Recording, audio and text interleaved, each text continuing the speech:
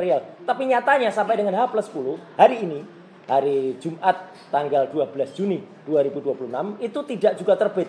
Masih goib P21-nya. Kayak SMK saja goib ya. Saya melaporkan juga orang namanya Dr.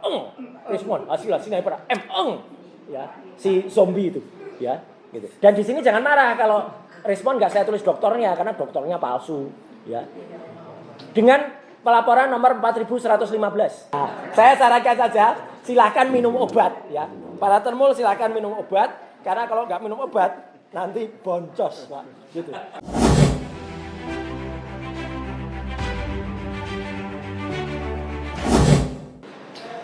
Baik. Assalamualaikum warahmatullahi wabarakatuh. Ya, pertama-tama sebelum sampai ke materi, izinkanlah saya di kesempatan ini ya mengaturkan apresiasi dan selamat berjuang untuk adik-adikku yang sekarang sedang ada di lapangan. Ya, saya tadi juga sempat membersamai sebentar dan kemudian menyampaikan semangatnya, apresiasi kepada mereka dan saya hanya titip pesan, ya benar kata Kombes Budi ya dari Polda Metro, jangan ada yang menyusupi. Jadi kalian jangan disusupi, tapi juga mohon aparat juga humanis ya. Tidak kemudian menganggap bahwa ini adalah musuh, sama sekali tidak. Ini adalah sesama warga bangsa, sesama rakyat Indonesia. Dan saya sudah lihat selain seragam coklat, ada juga seragam hijau di sana. Mohon hati-hati, ya, karena ini sebenarnya adalah masalah internal, ya, dalam negeri, bukan dengan luar. Jadi saya yang pernah bertugas di Komisi 1, ya, tupoksi dari baju hijau sebenarnya bukan untuk itu. Tapi ya saya moga-moga mereka hanya di BKO-kan saja dan hanya menjaga. Kita semuanya sama. Nah, termasuk jangan disusup itu artinya apa? Ya, jangan sampai mereka disusupi oleh hal-hal yang membuat kondisi yang seperti mereka yang teriakkan, yaitu Indonesia bangkrut, ya gitu. Karena apa? Ada 5 tuntutan. 5 tuntutannya yang pertama adalah stop pemborosan APBN, oke. Turunkan harga kebutuhan pokok dan dulu, oke. Tapi kemudian ada hal yang lain. Nah, saya justru menyisipkan tadi, ya.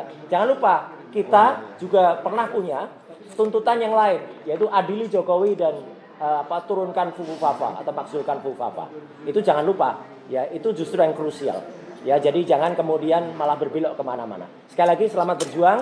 Saya tadi juga menggunakan kostum kuning, ya, bukan berarti saya anggota atau alumni UI, bukan. Saya nggak pernah ngaku-ngaku, apalagi ngaku punya ijazah padahal palsu, nggak. Saya adalah anggota dari UI Watch Plus. Jadi kumpulan teman-teman ada Pak TB, Taufik Bahudin di sana, ada kemudian Pak Heru dan juga kita saling membersamai adik-adik kita untuk berjuang. Saya tetap alumni UGM dan saya bangga dengan UGM, tapi saya tidak bangga kalau UGM membela yang bukan mahasiswa yang berijazah palsu. Ya, itu clear. Itu yang pertama. Yang kedua, alhamdulillah Mas Refli dan juga Bapak Ibu yang lain ya. Hari ini kita sudah sampai Jumat Berkah. Nah, Jumat Berkah H+10. H+10 dari ketika ada press conference yang disela dengan pengumuman dadakan soal P21 di Polda Metro Jaya waktu itu. Ya, sekali lagi kita juga sampaikan bahwa itu bukan press conference untuk P21 sebenarnya, tapi ada keterpaksaan ketika Kombes Imanuddin harus mengumumkan itu atas pertanyaan. Ya, jadi kita tunggu sebenarnya kalau memang itu benar real. Tapi nyatanya sampai dengan H+10 hari ini, hari Jumat tanggal 12 Juni 2026 itu tidak juga terbit. Masih goib P21-nya. Kayak SMK saja goib ya. Masih belum ada. Harusnya ada surat semacam ini. Dan lagi-lagi kita sampaikan, sebenarnya sampaikan Pak Refli ya.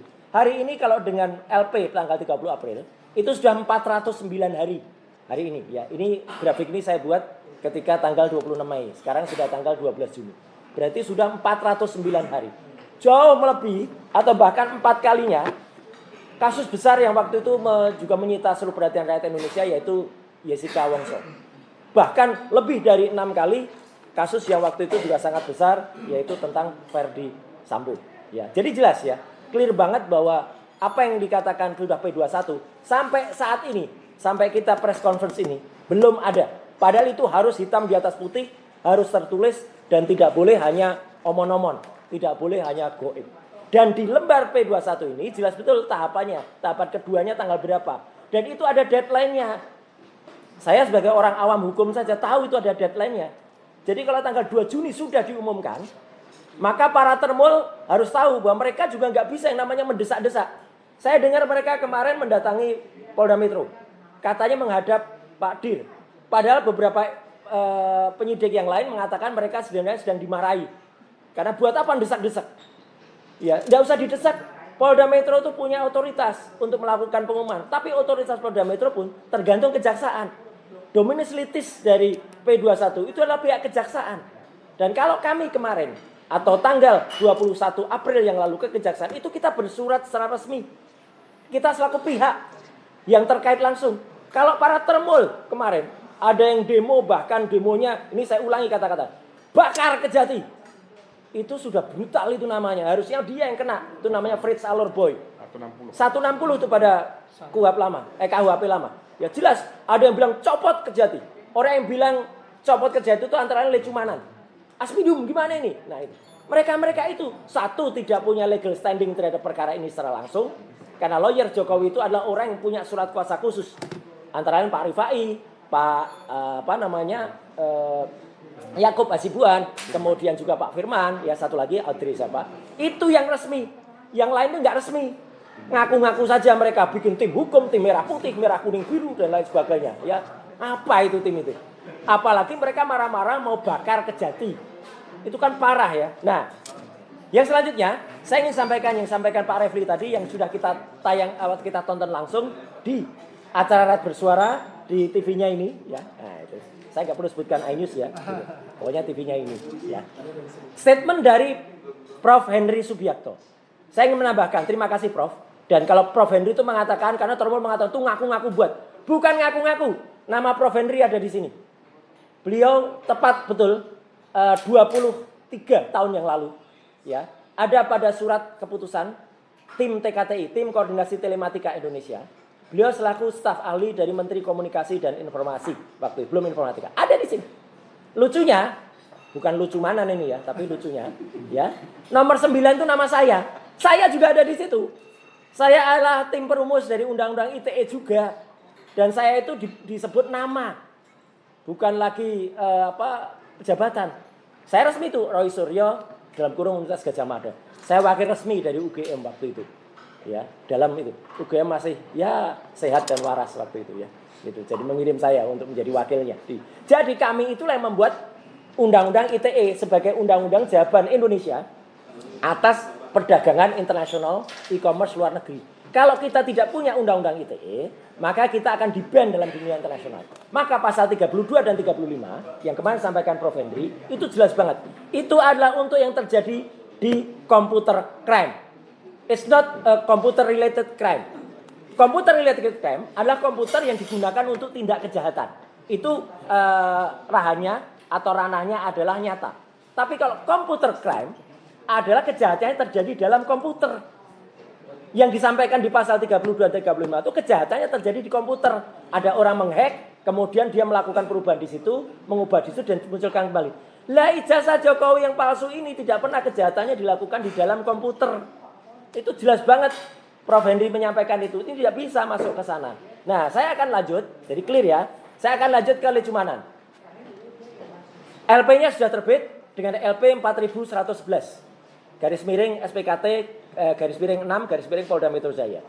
Sudah dilaporkan dengan pasal 394. Detailnya nanti mungkin teman-teman bisa tanya ke para ahli hukum. Saya sekali lagi bukan ahli hukum, apalagi sok mengaku kuasa hukum, sok mengaku avokat, ya. Saya bukan avokat busuk, ya gitu. Saya melaporkan. Dan disinilah kenapa Lecumanan ini dilaporkan. Dan kami tetap tadi berapat. Kenapa yang 2 Maret Samuel Sweken dan juga Andi Kurniawan itu belum dilaporkan? Saya mengatakan belum dilaporkan Dr. Tifa. Karena mereka berdua itu yang dilaporkan oleh Maret dan Andi itu hanya pasal 160.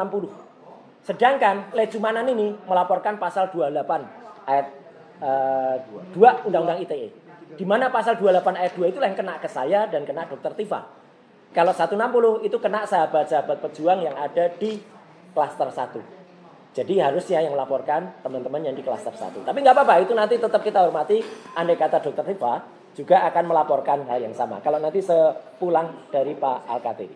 Dan saat itu saya juga melaporkan, izin Mas Refli, ini tadi karena sudah diberi izin, ya. Saya melaporkan juga orang namanya Dr. Rismon hasil sinaipera ya, si zombie itu, ya. Gitu. Dan di sini jangan marah kalau respon nggak saya tulis dokternya karena dokternya palsu, ya. Dengan pelaporan nomor 4115 garis miring 6 garis miring SPKT Polda Metro Jaya. Karena apa? Karena dia sangat bebal membuka kembali berita-berita lama yang sudah out of date, yang sudah inkrah. Ini sudah jelas, pemberitaannya sudah jelas. Kasus itu sudah selesai. Kemenpora menyatakan salah dan mencabut laporannya. Karena waktu itu ada pencatatan yang salah, harusnya masuk pada kolom kementerian, dimasukkan pada kolom menteri. Sehingga saya ditagih. Ini sudah selesai. Menpora cabut gugatan Imam Nahrawi dicabut dan inkrah perkaranya. Clear banget ini. Bahkan kalau teman-teman masih penasaran, ini loh putusan pengadilannya. Sudah jelas banget putusan pengadilan negeri Jakarta Selatan nomor 411 tahun 2019. Di dalam putusan ini ada Imam Nahrawi selaku penggugat, saya selaku tergugat, dan penggugat sudah mencabut gugatannya dan membayar biaya perkara. Selesai. Lucunya lagi, si dokter palsu ini malah kemudian kemarin membuka kasus lama banget tahun 2006, menarik-narik Habib Rizik. Itu kan konyol banget. Coba, Omon, kamu berani nggak sekarang datang ke Habib Rizik? Ya, kalau sekarang mau tanyakan soal itu. Itu persoalan juga sudah selesai. Saya selaku profesional waktu itu. Jadi intinya apa, teman-teman semua?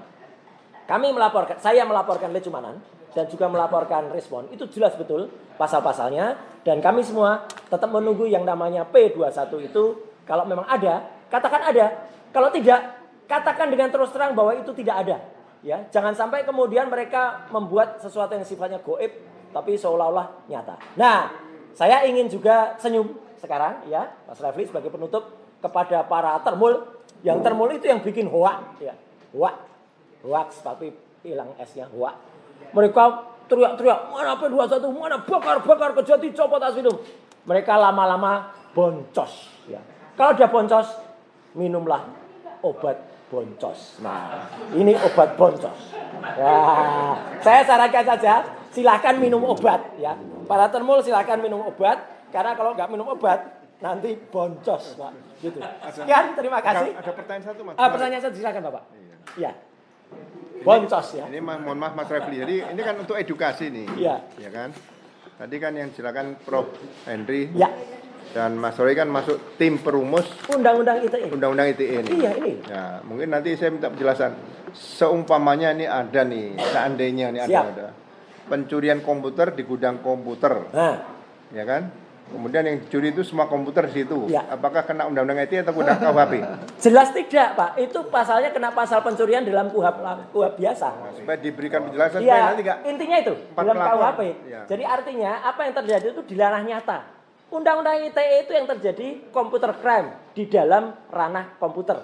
Kenapa ini ada? Itu untuk menggantikan Undang-undang ITE itu untuk menggantikan Undang-undang Telekomunikasi nomor 36 tahun 99. Kalau teman-teman ingat, pada pemilu 2004, waktu itu ada hacking di situs KPU. Partai berubah jadi partai jambu, partai sawo. Nah itulah pentingnya Undang-Undang ITE yang akhirnya baru rampung tahun 2008. Jadi itu supaya tidak mudah selalu menggunakan Undang-Undang ITE. Ya, itu. Ini resmi betul ya. Tim Koordinasi Telematika Indonesia, menterinya waktu itu masih Pak Samsul Muarif. Nama saya ada, nama Prof Henry Subiakto ada di situ. Terima kasih. Wassalamualaikum warahmatullahi wabarakatuh.